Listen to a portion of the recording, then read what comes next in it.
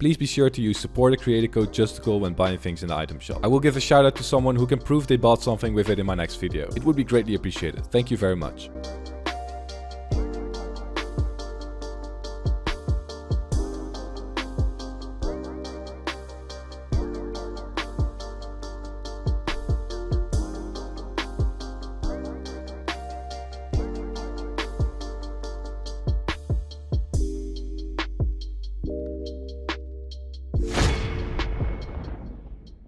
What is happening, boys and girls? It's me, Justicul again, and welcome back to a brand new video. Now normally I don't do long intros, you already know, no 5-minute intros, but today I have a huge announcement to make. That's because I'm hosting a massive 50,000 subscriber giveaway where the winners will be announced on the 10th of August. So what can you win? 5,000 V-Bucks on Twitter, 5,000 V-Bucks on Instagram, and a whopping 15,000 V-Bucks on Twitch, where I will be hosting a tournament for it soon. So if you want to enter the giveaways, go to my Twitter and Instagram links in the description and follow the instructions in the post I made about it there. Thank you all so much for the support and good luck to everyone participating. Enjoy the video. So when you're an average to above average controller player, you have probably been asking yourself, should I switch to keyboard and mouse this season? I have been seeing it more and more on my Twitter timeline, and LEA is still playing on controller, but even he switched to PC as he knows that the frame rate will benefit him a lot in his gameplay. Besides that, in this video I'm not necessarily talking about switching to PC, but more about switching to keyboard and mouse, whether it's on PC, PS4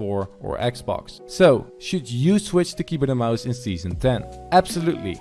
Here's why. I think that most of you have probably watched the World Cup when it was happening a few weeks ago. And if you're like me and many others, it sparked that motivational flame inside your body again, and you probably wanted to take competitive Fortnite a lot more serious after seeing Booga win $3 million.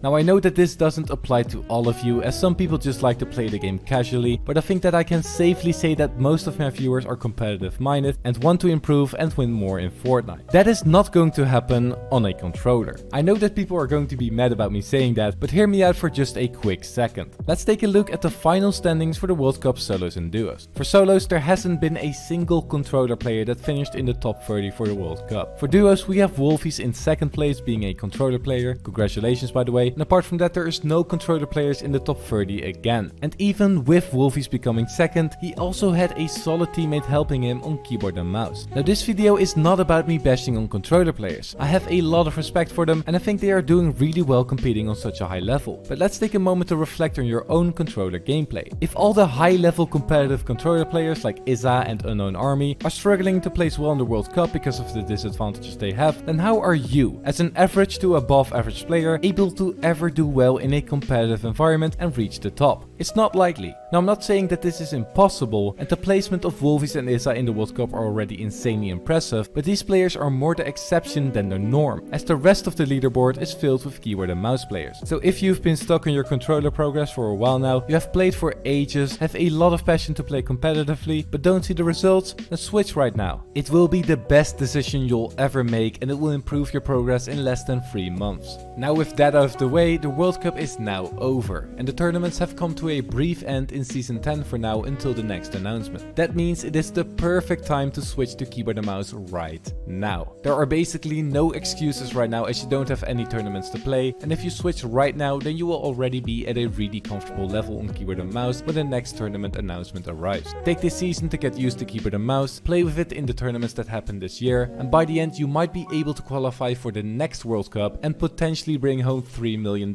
as well.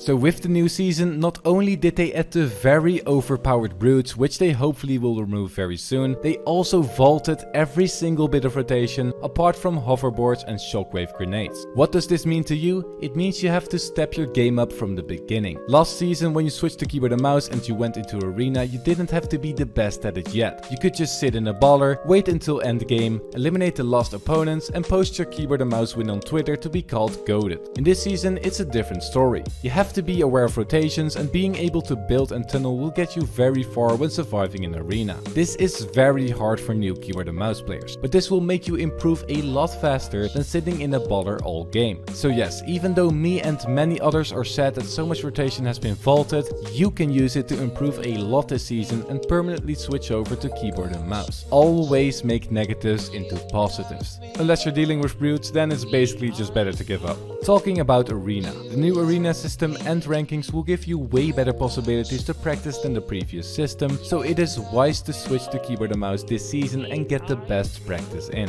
Now that there are more ranks to achieve in the arena system, it also means that players from different skill levels are more spread out, thus it hopefully matches you up with people from the same skill level. Last season this wasn't the case, as they kinda matched up the players from Division 6 and 7 together when there weren't enough people to fill the lobby. Hopefully this season this is no longer the case. So what you should do is switch over, practicing creative until you are reasonably comfortable on keyboard and mouse, and then queue up in arena to get practice in with people on the same skill level. This way you do not only progress faster, but you can also measure your progress and see how well you are doing. If you at one point make it into the last Champions division, then you can say that you're pretty much comfortable on keyboard and mouse and that you made it. However, be careful of smurfs. Please don't let them ruin your motivation, and see it as a lesson to see what you did wrong in the fight. To summarize it all up, when you're thinking about playing more competitive, switch to keyboard and mouse. The longer you wait, the harder it gets. People keep improving more and more every season, and after seeing the World Cup this year, players are more hungry than ever to win those big prizes. So I see you're still not motivated to switch. Maybe this little montage of my progress will change your mind.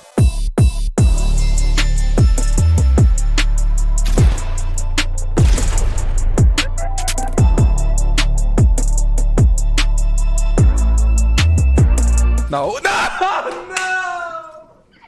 I thought you were above me!